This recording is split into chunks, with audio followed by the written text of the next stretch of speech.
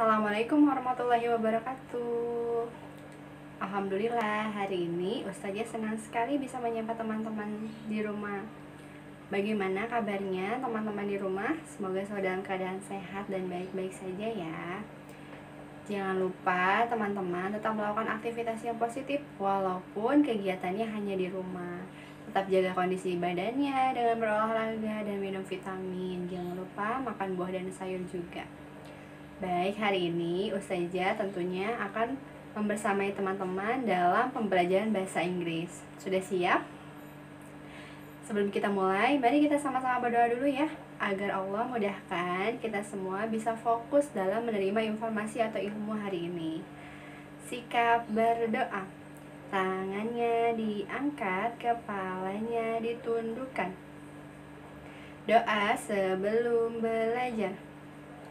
Rabbi zidni ilman warzuqni fahman. Ya Allah, berikanlah aku ilmu dan pemahaman. Amin. Baik teman-teman, sudah siap? Sudah semangat?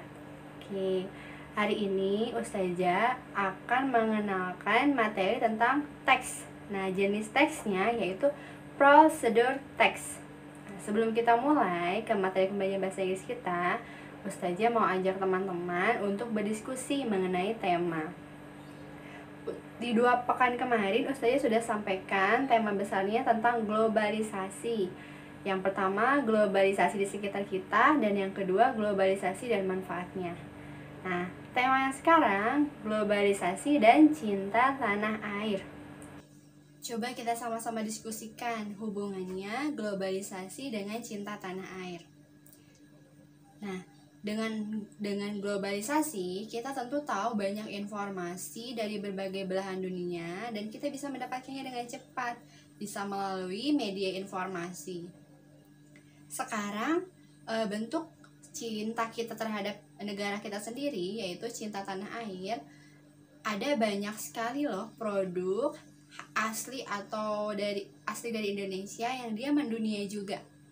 Nah, diantaranya teman-teman mungkin sudah tahu atau ada yang belum tahu. Oke, Ustazah akan tampilkan ya produk-produk yang mendunia, dan itu adalah produk anak bangsa atau produk dari Indonesia sendiri. Dari makanan, teman-teman tahu Ustazah akan tampilkan? Oke, Silver Queen. Nah, Silver Queen adalah salah satu snack atau camilan coklat yang ia terkenal loh di Asia.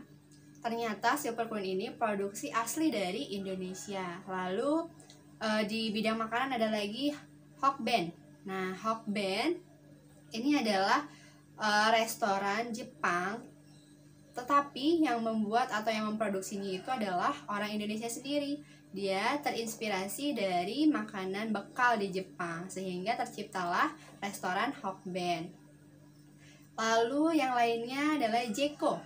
Nah, Jeko sebuah kafe yang biasanya suka ada di mall atau dia punya tempat tersendiri. Nah, ternyata Jeko kafe ala barat ini merupakan ide kreatif anak bangsa yang mendirikan atau berinvestasi di bidang makanan, itu tersebar di berbagai negara tetangga seperti Singapura, Malaysia. Lalu ada lagi produk transportasi seperti sepeda. Ada yang tahu produk Indonesia itu apa yang terkenal sampai ke negara tetangga? Ya, Polygon. Nah, Polygon adalah produk sepeda yang berkualitas baik dan itu adalah asli dari Indonesia.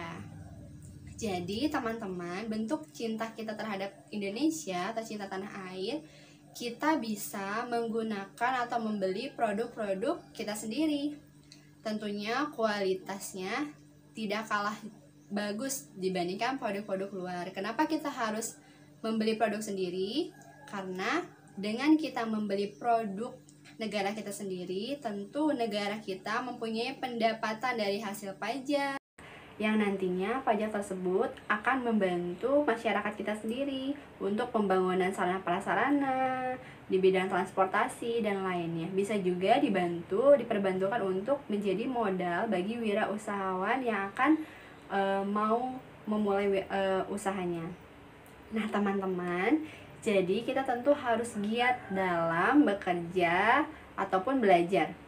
Nah, teman-teman, walaupun sekarang teman-teman banyak di rumah, tentu teman-teman manfaatkan waktunya bisa dengan belajar mencari banyak informasi melalui gadget.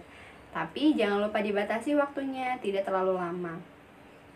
Ketika kita selalu berkeinginan melakukan sesuatu, ketika kita memiliki bekal, dan bekal itu adalah ilmu pengetahuan, tentu dengan belajar tidak ada hal yang membuat teman-teman merugi, melainkan semakin bertambah wawasan teman-teman untuk mengetahui suatu hal.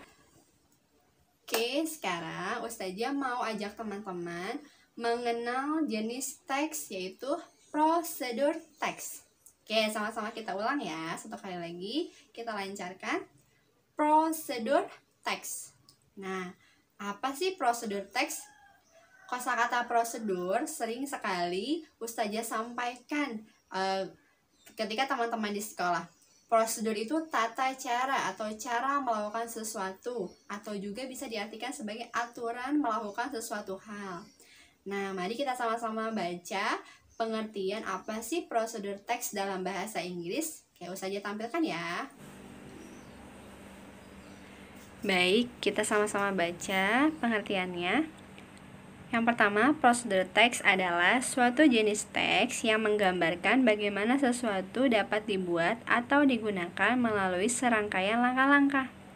Kemudian definisi yang kedua, prosedur teks sendiri bertujuan untuk memberi petunjuk tentang langkah-langkah atau metode atau cara dalam membuat, mengoperasikan, atau melakukan sesuatu. Nah, itu dia teman-teman, definisi dari prosedur teks.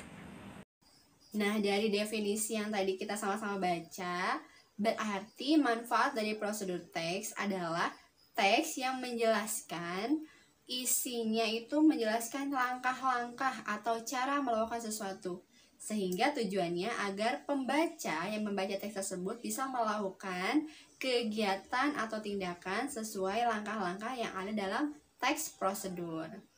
Jadi, teks prosedur ini amat sangat bermanfaat untuk orang lain jika kita mau menjelaskan atau mau mereview sesuatu agar ilmu tersebut bermanfaat untuk orang lain juga. Tentunya ada beberapa hal yang perlu diperhatikan dalam membuat prosedur teks. Nah, yang pertama yang perlu diperhatikan adalah generic structure prosedur teks. Kita sama-sama ulang, generic structure prosedur teks. Dalam membuat teks prosedur, kita harus memperhatikan generic structure prosedur teksnya. Nah, dari urutan untuk membuat teks prosedur, yang pertama kita harus membuat goal atau aim. Kita baca sama-sama, goal atau aim.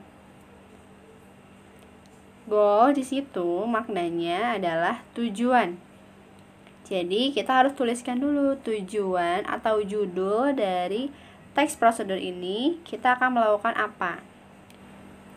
Kemudian ada materials or tools. Materials or tools. Nah, yang kedua, kita harus menyebutkan atau menginformasikan material, bahan-bahan, atau tools, alat-alat yang akan digunakan untuk melakukan sesuatu kegiatan. Selanjutnya, step. Kita ulangi, steps, atau serangkaian langkah-langkah atau cara yang kita jelaskan dalam teks prosedur. Tentunya untuk menuliskan langkah-langkah atau kegiatan, kita perlu mendetail sehingga pembaca dapat memahami apa yang harus dilakukan. Dan yang terakhir adalah conclusion. Conclusion or result.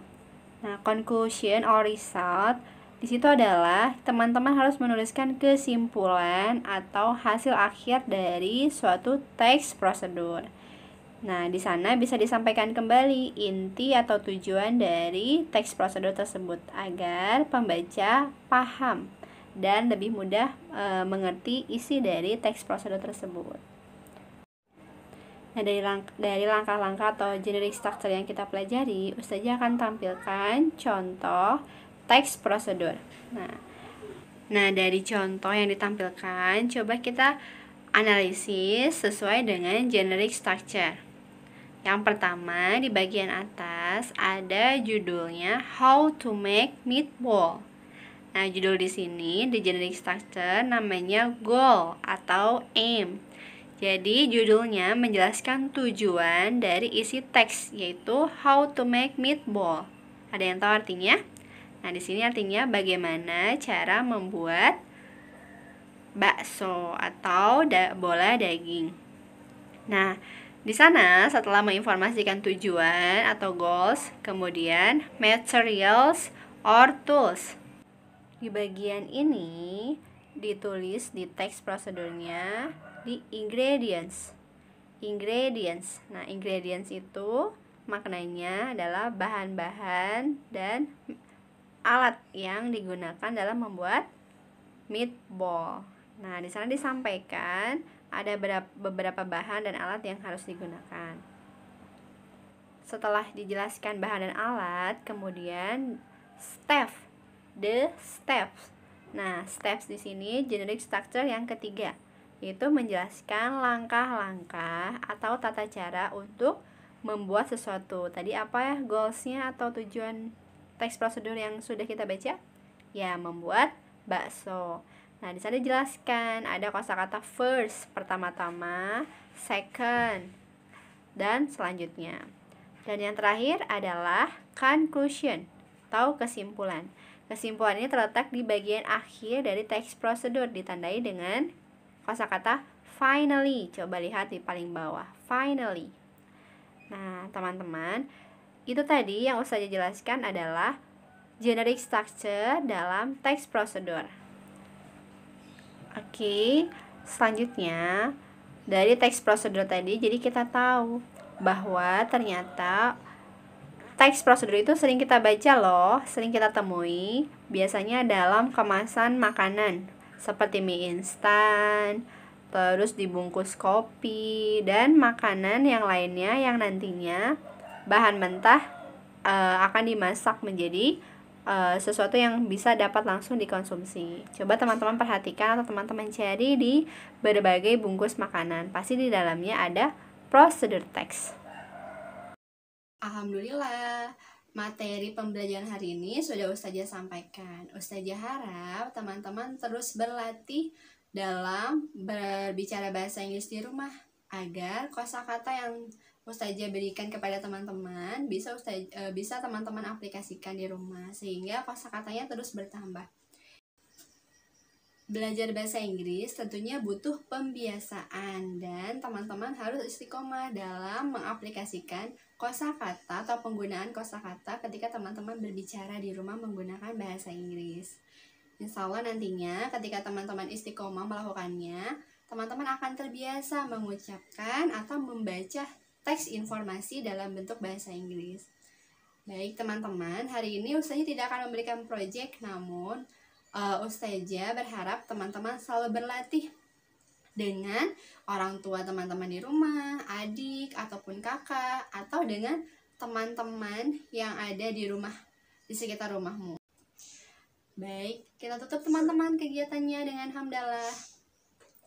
Alhamdulillahirabbil alamin, segala puji bagi Allah Tuhan semesta alam. Oke, see you. Assalamualaikum warahmatullahi wabarakatuh.